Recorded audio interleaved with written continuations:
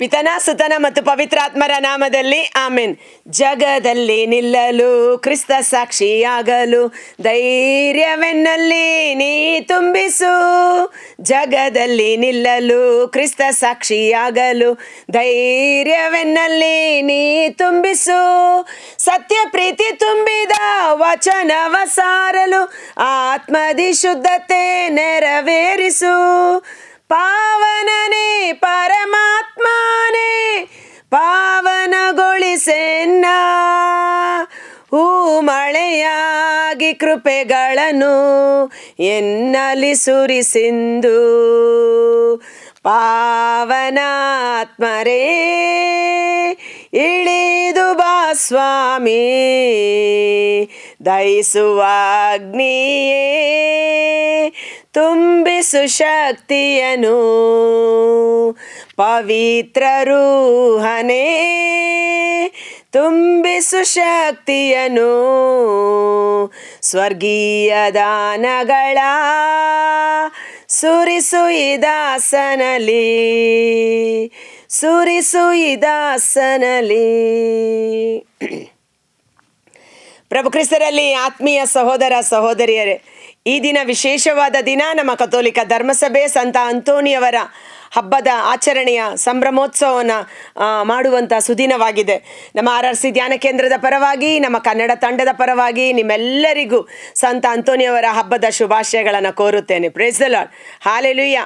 ಈ ದಿನದ ಮುಂಜಾನೆಯ ಜೀವಸ್ವರ ಕೀರ್ತನೆ 16 ವಚನ 3.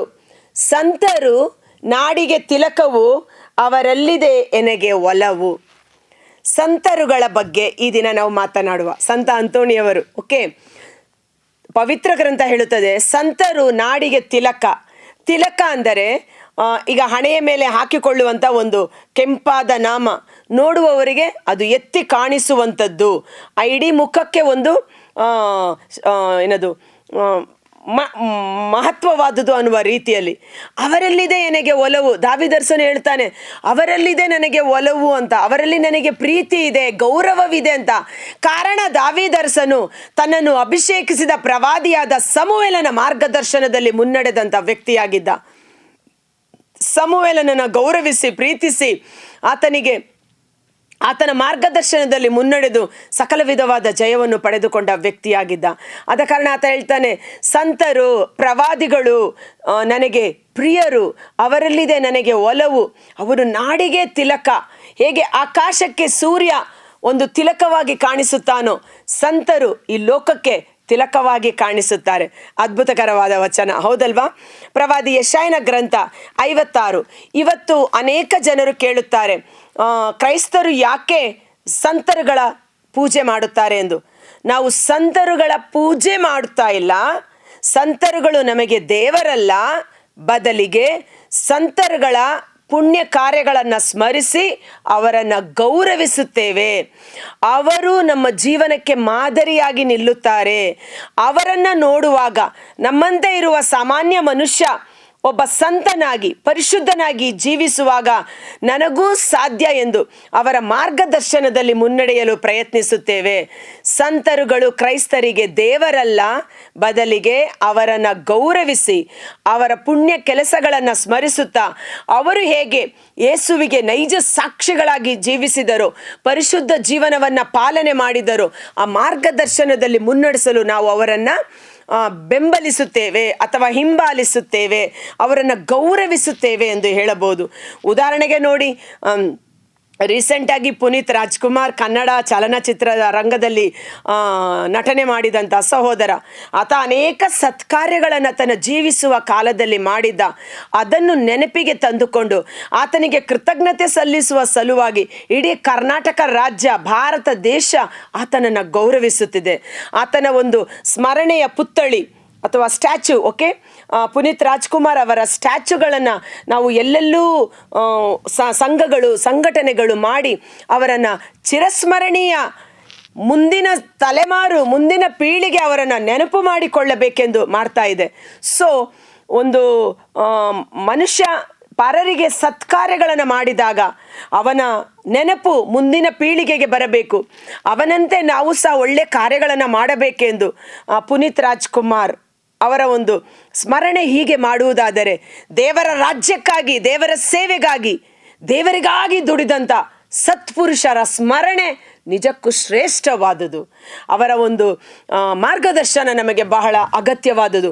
ಅವರ ಜೀವನ ಚರಿತ್ರೆ ನಮಗೆ ಉತ್ತೇಜನ ನೀಡುವಂಥದ್ದಾಗಿದೆ. ಕಥೋಲಿಕ ಧರ್ಮಸಭೆ ಪವಿತ್ರ ಗ್ರಂಥಕ್ಕೆ ಅನುಗುಣವಾಗಿ ತನ್ನ ಕಾರ್ಯಗಳನ್ನು ಮಾಡುತ್ತಿದೆ. ಅವರ ಶಿಲೆಗಳನ್ನು ದೇವಾಲಯದ ಪ್ರಾಂಗಣದಲ್ಲಿ ಇಡ್ತಾ ಇದ್ದೀವಿ. ಅದು ಯಾವ ಗುರುಗಳ ತೀರ್ಮಾನ ಅಲ್ಲ, ಪವಿತ್ರ ಗ್ರಂಥದಲ್ಲಿ ಬರೆದಿರುವ ದೇವರ ವಾಕ್ಯವೇ ಆಗಿದೆ. ಅದನ್ನು ಧ್ಯಾನಿಸೋಣ. ಬೈಬಲ್ ಇರೋರು ದಯವಿಟ್ಟು ಬೈಬಲನ್ನು ತೆಗೆದುಕೊಳ್ಳಿ. ಪವಿತ್ರ ಗ್ರಂಥದ ಆಧಾರದ ಮೇಲೆ ಕಾರ್ಯನಿರ್ವಹಿಸುತ್ತಿದ್ದೇವೆ ಎಂಬುದು ಮನದಟ್ಟಾಗಲಿ. ಪ್ರವಾದಿ ಯೆಶಾಯನ ಗ್ರಂಥ 56ನೇ ಅಧ್ಯಾಯ ವಚನ 4ರಿಂದ. ಸರ್ವೇಶ್ವರ ಸ್ವಾಮಿ ಹೇಳುವುದನ್ನು ಕೇಳು, ಸಬ್ಬತ್ ದಿನಗಳನ್ನು ನನ್ನ ದಿನಗಳೆಂದು ಆಚರಿಸಿ, ನನಗೆ ಮೆಚ್ಚುಗೆಯಾದುದನ್ನು ಕೈಗೊಂಡು ನನ್ನ ಒಡಂಬಡಿಕೆಯನ್ನು ಸುಭದ್ರವಾಗಿ ಪಾಲಿಸಿಕೊಂಡು ಬರುವ ನಪುಂಸಕರಿಗೆ ನನ್ನ ಆಲಯದಲ್ಲೇ, ಅದರ ಪ್ರಾಕಾರಗಳಲ್ಲೇ ಅವರ ಸ್ಮಾರಕ ಶಿಲೆಗಳನ್ನು ಇಡುವೆನು. ಇದು ಎಲ್ಲಿದೆ ವಾಕ್ಯ? ಪವಿತ್ರ ಗ್ರಂಥದಲ್ಲಿದೆ.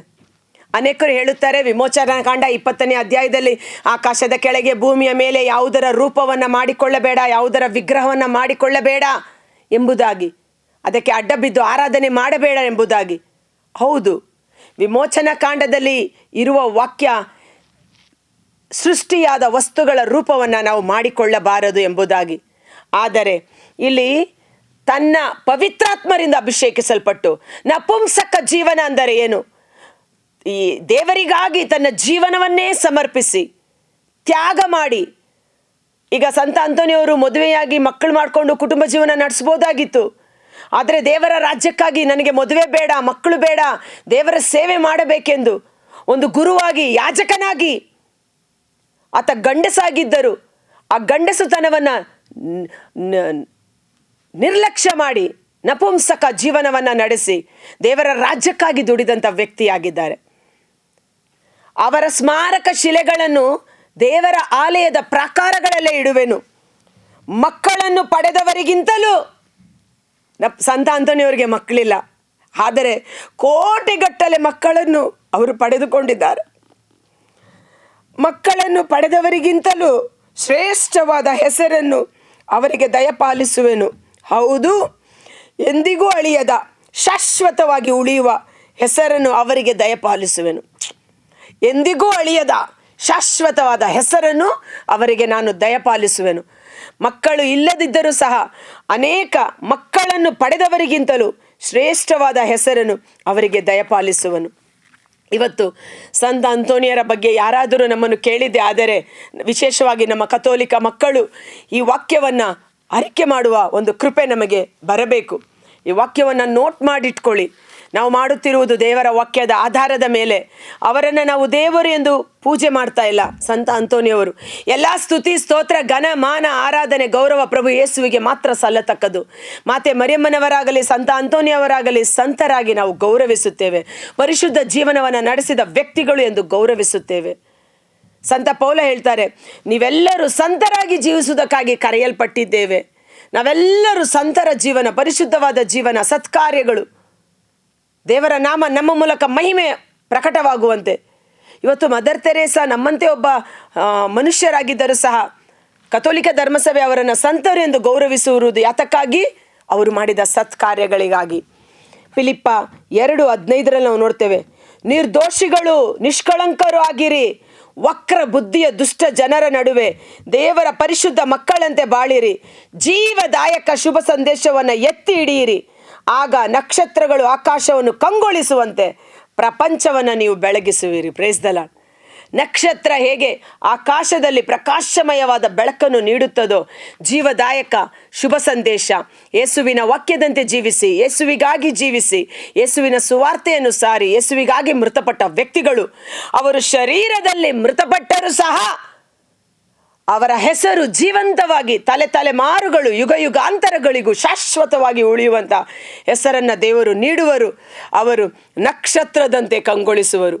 ಆಕಾಶದಲ್ಲಿ ಹೇಗೆ ಒಬ್ಬ ಸೂರ್ಯ ಅನೇಕ ಲಕ್ಷಗಟ್ಟಲೆ ನಕ್ಷತ್ರಗಳು, ಕೋಟಿಗಟ್ಟಲೆ ನಕ್ಷತ್ರಗಳಿದೆ, ಅದೇ ರೀತಿ ನೀತಿವಂತನಾದ ಸೂರ್ಯ, ಉದಯ ಕಾಲದ ಸೂರ್ಯ ಯೇಸು ಆದರೆ ಆತನ ಸುತ್ತಲೂ ಲಕ್ಷೋಪಲಕ್ಷ ನಕ್ಷತ್ರಗಳು ಆತನ ಬೆಳಕನ್ನು ಪಡೆದುಕೊಂಡು, ಆತನಿಂದ ಹೊರಟು ಬರುವ ಬೆಳಕನ್ನು ಪಡೆದುಕೊಂಡು ಈ ಲೋಕದಲ್ಲಿ ಕಂಗೊಳಿಸುವರು, ನಕ್ಷತ್ರಗಳಂತೆ ಜೀವಿಸುವರು.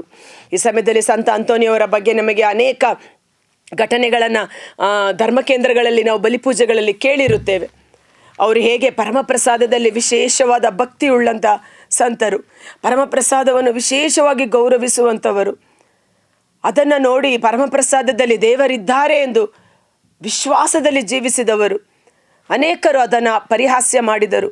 ಆ ಊರಿನ ರಾಜ ಹೇಳಿದ, ಅದು ನೋಡುವುದಕ್ಕೆ ಬರೀ ರೊಟ್ಟಿಯಾಗಿ ಕಾಣಿಸುತ್ತಿದೆ ಅಷ್ಟೇ, ಅದರಲ್ಲಿ ದೇವರಿದ್ದಾರೆ, ನಿನ್ನ ದೇವರು ರೊಟ್ಟಿಯಾಗಿದ್ದಾರಾ ಎಂದು.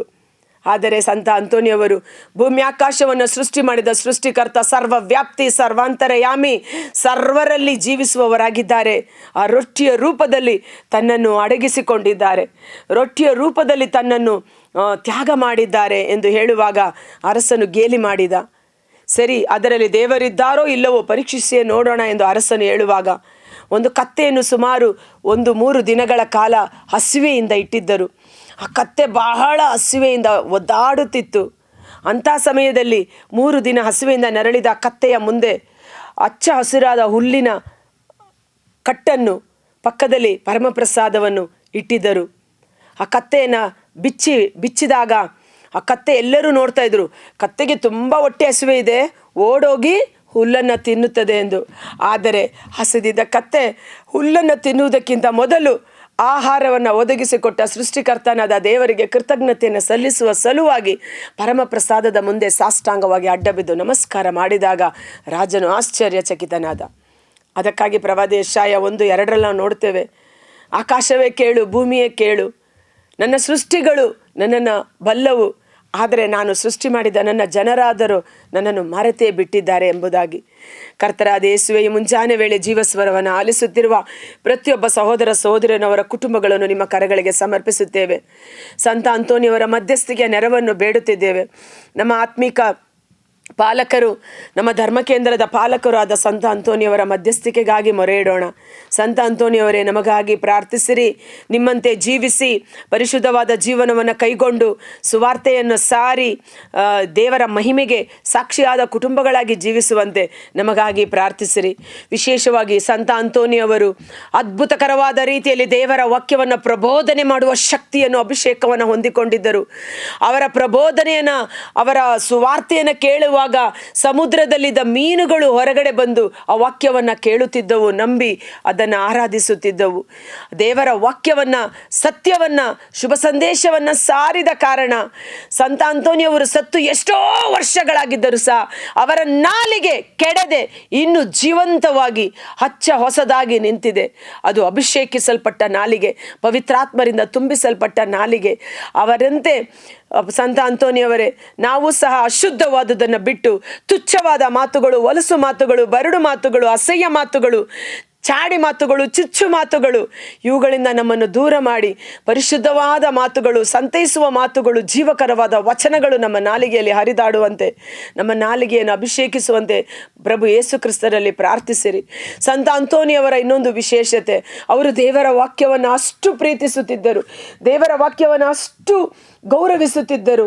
ಅವರ ಕೈಗಳಲ್ಲಿ ಪವಿತ್ರ ಗ್ರಂಥ ಹಿಡಿದು ಓದುವಾಗ ಈ ಬಾಲ ಯೇಸು ಆ ಪುಸ್ತಕದ ಮೇಲೆ ಬಂದು ನಿಂತಿರುವುದನ್ನು ಅವರು ಕಣ್ಣಾರೆ ಕಂಡು ಅನುಭವಿಸಿದವರು. ದೇವರ ವಾಕ್ಯವೇ ದೇವರು ಎಂದು ದೇವರ ವಾಕ್ಯವನ್ನು ಗೌರವಿಸಿದ ರೀತಿಯಲ್ಲಿ ನಾವು ಸಹ ಈ ಸಜೀವ ವಾಕ್ಯಕ್ಕೆ ಜೀವಂತ ಶುಭ ಸಂದೇಶಗಳಾಗಿ ಮಾರ್ಪಾಡಾಗುವಂತೆ ಸಂತ ಅಂತೋನಿಯವರ ಮಧ್ಯಸ್ಥಿಕೆ ಮೂಲಕ ಪ್ರಭು ಯೇಸುವಿನ ನಾಮದಲ್ಲಿ ಪ್ರಾರ್ಥಿಸಿ ಬೇಡಿ ಹೊಂದಿಕೊಳ್ಳುತ್ತೇವೆ. ಆಮೇನ್.